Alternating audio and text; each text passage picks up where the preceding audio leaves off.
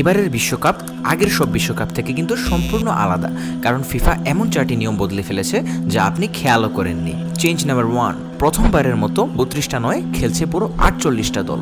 তার মানে এইবার টোটাল ফিফাকে ম্যাচ অর্গানাইজেশন করতে হবে 104টা, যা আগের যত সব বিশ্বকাপ আছে সেই বিশ্বকাপের থেকে প্রায় 40টা ম্যাচ বেশি। ফুটবল ইতিহাসে এত বড় টুর্নামেন্ট কখনো দেখা যায়নি।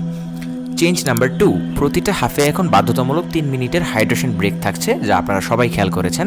মানে খেলার মাঝেই খেলোয়াড়রা থেমে পানি খাচ্ছে।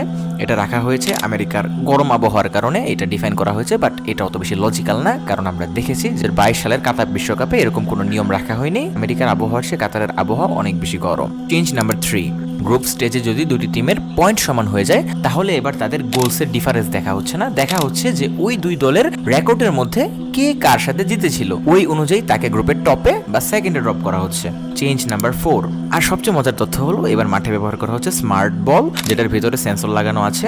এই বলটাই VAR কে সেকেন্ডের মাধ্যমে অফসাইড, হ্যান্ডবল এবং ইত্যাদি যা যা যাবতীয় ফুটবলের অবস্থান আছে সবকিছু বুঝতে সাহায্য করবে। এই 4টি চেঞ্জেসের মধ্যে কোন চেঞ্জেসটা আপনার কাছে খুবই অকওয়ার্ড লাগছে বা এই জিনিসটা হওয়া উচিত ছিল না ফুটবলের জন্য, ওটা অবশ্যই কমেন্ট করে জানাবেন। টাটা।